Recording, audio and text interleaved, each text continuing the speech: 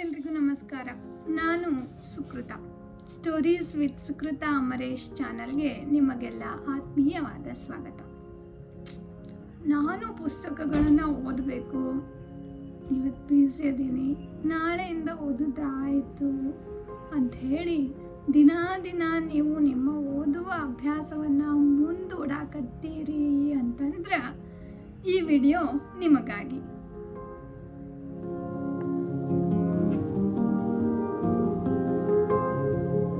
ಇವತ್ತಿನ ದಿನ ನಾನು ಓದಿನ ಅಭ್ಯಾಸವನ್ನು ರೂಢಿಸ್ಕೊಳ್ಳಿಕ್ಕೆ ನನಗೆ ಸಹಾಯ ಮಾಡಿದಂಥ 7 ಟಿಪ್ಸ್ಗಳನ್ನು ನಿಮ್ಮೊಟ್ಟಿಗೆ ಹಂಚ್ಕೊಳ್ತೀನಿ. ಫಸ್ಟ್ ಆ್ಯಂಡ್ ಫಾರ್ಮೋಸ್ಟ್, ಓದೋದು ದೊಡ್ಡ ಗುರಿ ಅಲ್ಲವೇ ಅಲ್ಲ. ಭಾಳ ಸಲ ಏನಾಗ್ಬಿಡ್ತದೆ, ಆರಂಭಿಕ ಶೂರತ್ವದೊಳಗೆ ನಾ ಇವತ್ತೊಂದು 50 ಪುಟ ಓದಿಬಿಡ್ತೀನಿ, ಒಂದು 100 ಪುಟ ಓದಿಬಿಡ್ತೀನಿ, ನಾ ಇವತ್ತೊಂದು ಬುಕ್ ಮುಗಿಸ್ಬಿಡ್ತೀನಿ, ಇವತ್ತೊಂದು ತಾಸು ಓದುತ್ತೀನಿ, ನಾ ಒಂದು ಅರ್ಧ ತಾಸಾದರೂ ಓದ್ತೀನಿ ಅಂತ ಅನ್ಕೋತೀನಿ. ಅದು ಒಂದಿನ 2 ದಿನ, 3ನೇ ದಿನಕ್ಕೆ ಪುಸ್ತಕ ಎಲ್ಲೋ ನಾವೆಲ್ಲೋ. ಹಂಗಾಗಬಾರ್ದು ಅಂತಂದ್ರೆ ಓದುವ ಅಭ್ಯಾಸವನ್ನು ದೊಡ್ಡ ಗುರಿ ಆಗಿಸ್ಕೊಳ್ಳೋದ್ರಾಗ ಅರ್ಥ ಇಲ್ಲ. ದಿನ ಒಂದು 5 ನಿಮಿಷ ಓದ್ತೀನಿ, 10 ನಿಮಿಷ ಓದ್ತೀನಿ ಅಂದ್ಕೊಂಡು ನಮಗೆ ಯಾವ ಜಾನರ್ನ ಪುಸ್ತಕಗಳು ಇಷ್ಟ ಆಗ್ತಾವ ಅನ್ನೋದನ್ನು ಅರ್ಥ ಮಾಡಿಕೊಂಡು ಓದಲಿಕ್ಕೆ ಆರಂಭ ಮಾಡಬೇಕು. 5 ಪುಟ ಆದರೂ ಓಕೆ, 5 ನಿಮಿಷ ಆದರೂ ಓಕೆ. ಸಣ್ಣ ಆರಂಭ ದೊಡ್ಡ ಬದಲಾವಣೆಗೆ ಮುನ್ನುಡಿ ಆಗ್ತದೆ. ಇನ್ನು 2ನೇ ಪಾಯಿಂಟ್, ನಾವು ಪುಸ್ತಕಗಳ ಆಯ್ಕೆ ಮಾಡ್ಕೊಳ್ಳೋದು ಬಹಳ ಮುಖ್ಯ. ಭಾಳ ಜನ ಹೇಳ್ತಾರೆ, ನಾ ಆರಂಭ ಮಾಡ್ಬೇಕು ಅನ್ಕೊಂಡಿನಿ, ನನಗೊಂದಿಷ್ಟು ಬುಕ್ ರೆಕಮೆಂಡ್ ಮಾಡ್ರಿ ಅಂತ ಹೇಳಿ. ಬುಕ್ ರೆಕಮೆಂಡೇಶನ್ದು ಸಾಕಷ್ಟು ವಿಡಿಯೋಗಳನ್ನು ನಾವು ಸೋಷಿಯಲ್ ಮೀಡಿಯಾಗಳೊಳಗೆ ನೋಡ್ತೀವಿ. ಪ್ರತಿಯೊಬ್ಬ ವ್ಯಕ್ತಿನೂ ವಿಭಿನ್ನ ಈ ಭೂಮಿ ಮೇಲೆ, ಒಬ್ರೊಬ್ಬರ ಆಸಕ್ತಿಗಳು ವಿಭಿನ್ನ. ಸಮಯಕ್ಕೆ ತಕ್ಕಂಗೆ ನಮ್ಮ ಆಸಕ್ತಿಗಳೇ ಬದಲಾಕೊಂತ ಹೋಗ್ತಾವ, ನಮ್ಮೊಳಗೆ ಇರುವಂಥವೇ. ಅಂಥದ್ರಾಗ ನಾವು ಇನ್ನೊಬ್ಬರಿಗೆ ನೀವು ಈ ಬುಕ್ ಓದ್ರಿ ಅಂತ ರೆಕಮೆಂಡ್ ಮಾಡಬಹುದು, ಆದ್ರೆ ಅದು ಅವ್ರಿಗೆ ಸೂಟ್ ಆಗ್ತದೋ ಇಲ್ಲೋ ಅನ್ನೋದು 100% ನಮಗೆ ಗೊತ್ತಿರಕ್ಕೆ ಸಾಧ್ಯ ಇಲ್ಲ. ಈಗ ನೀವು ಎಂಥ ಪುಸ್ತಕ ಆಯ್ಕೆ ಮಾಡ್ಕೋಬೇಕು ಅಂತಂದ್ರೆ ನನಗೆ ಕೇಳಿದ್ರೆ ನಾ ಫಸ್ಟ್ ನಿಮಗೆ ಇನ್ನೊಂದು ಕ್ವಶನ್ ಕೇಳ್ತೀನಿ. ನೀವು ಎಂಥ ಫಿಲಮ್ಸ್ ನೋಡೋಕೆ ಇಷ್ಟಪಡ್ತೀರಿ?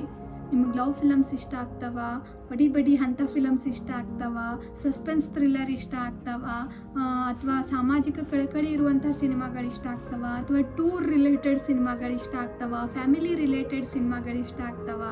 ಅದರ ಆಧಾರದ ಮೇಲೆ ನಿಮ್ಮ ಆಸಕ್ತಿಯ ವಿಷಯಕ್ಕೆ ಅನುಗುಣವಾಗಿ ನೀವು ಪುಸ್ತಕಗಳನ್ನು ಆಯ್ಕೆ ಮಾಡಿಕೊಂಡ್ರೆ ಆ ಇಡೀ ಪುಸ್ತಕನ ಓದಿ ಮುಗಿಸ್ತೀರಿ. ಇಟ್ಸ್ ಓಕೆ, ನಾವು ಒಂದು ಪುಸ್ತಕ ಅರ್ಧಕ್ಕೆ ಬಿಟ್ಟರು ಏನೂ ಚಿಂತೆ ಇಲ್ಲ. ಅದು ನಮ್ಗೆ ಇಷ್ಟ ಆಗಲಿಲ್ಲ, ನಾವು ಬಿಡ್ತೀವಿ, ಮುಗೀತು. ಪುಸ್ತಕದ ಆಯ್ಕೆ ಬಹಳ ಮುಖ್ಯ ಆಗ್ತದೆ.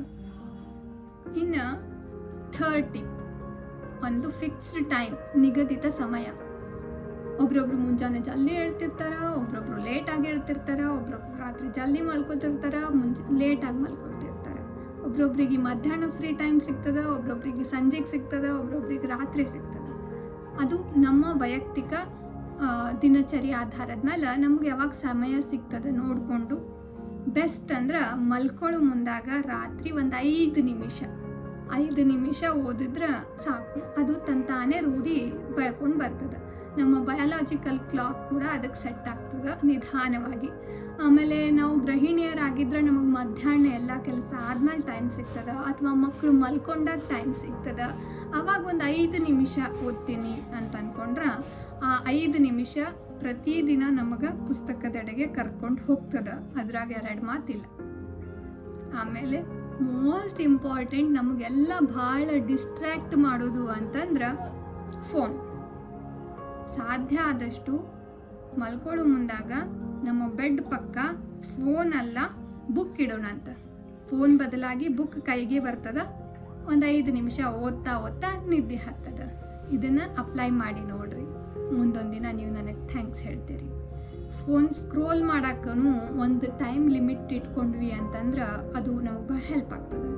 ಅಥವಾ ಫೋನ್ ತೊಗೊಂಡ್ವಿ, ಟೈಮರ್ ಸೆಟ್ ಮಾಡಬೇಕು. ಒಂದು 10 ನಿಮಿಷಕ್ಕೆ ಟೈಮರ್ ಸೆಟ್ ಮಾಡಿ ಬುಕ್ ಕೈಯಾಗ ತಗೊಂಡ್ಬಿಟ್ರೆ ಓದುವ ರೂಢಿ ತಂತಾನೆ ಬೆಳ್ಕೊಂಡು ಹೋಗ್ತದೆ.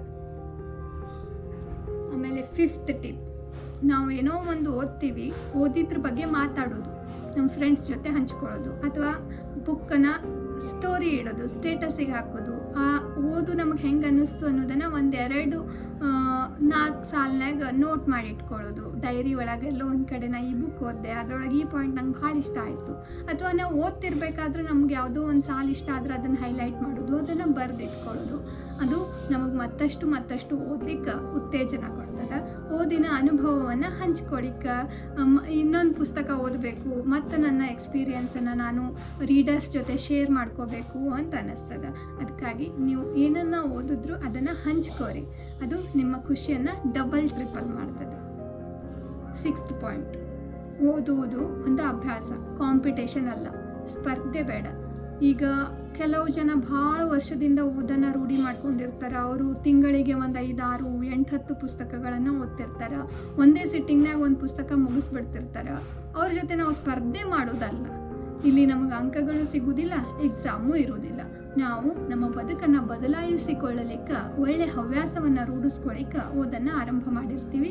ಅದು ಸ್ಪರ್ಧೆ ಖಂಡಿತ ಅಲ್ಲ. ನಾವು ತಿಂಗಳಿಗೆ ಒಂದೇ ಪುಸ್ತಕ ಓದಿದ್ರೂ ಸಾಕು, ಅಥವಾ ಪುಸ್ತಕ ಬೇಸರ ಆಯಿತು ಅಂತ ಹೇಳಿ ಅರ್ಧಕ್ಕೆ ಬಿಟ್ಟರೂ ಪರವಾಗಿಲ್ಲ. ಓದು ಸ್ಪರ್ಧೆ ಅಲ್ಲ, ಓದು ಒಂದು ಒಳ್ಳೆ ಹವ್ಯಾಸವಾಗಿ ರೂಢಿಸ್ಕೊಳ್ಳೋಣಂತ. ಲಾಸ್ಟ್, ಓದು ನಮ್ಮ ಜೀವನದ ಒಂದು ಭಾಗ ಆಗಿರಬೇಕು.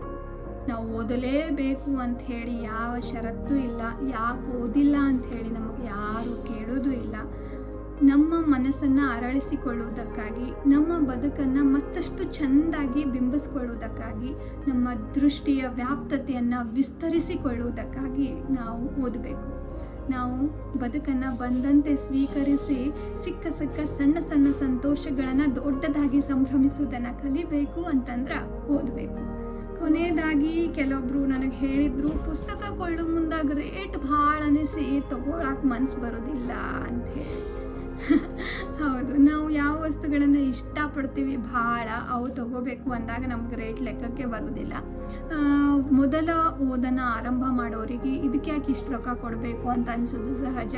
ಅಂಥವರು ನಿಮ್ಮ ಓದುಗ ಫ್ರೆಂಡ್ ಇದ್ರೆ ಅವ್ರ ಕಡೆ ಒಂದು ಪುಸ್ತಕ ಇಸ್ಕೊಂಡು ಓದಿ ವಾಪಸ್ ಕೊಡೋದು ಮರಿಬೇಡ್ರಿ. ಇಲ್ಲ ಅಂತಂದ್ರೆ ನಿಮಗೆ ಹತ್ತಿರ ಇರುವಂಥ ಲೈಬ್ರರಿನಾಗ ಹೋಗಿ ಪುಸ್ತಕಗಳನ್ನು ತಗೊಂಡು ಬರ್ರಿ. ಆಮೇಲೆ ಬುಕ್ ರೆಕಮೆಂಡೇಶನ್ದ ವಿಡಿಯೋ ಇನ್ನೊಂದು ಮಾಡ್ತೀನಿ. ಓದು ನೀವು ಕೊಟ್ಟಂಥ ಹಣಕ್ಕೆ ಮೋಸ ಆಗಲ್ಲ.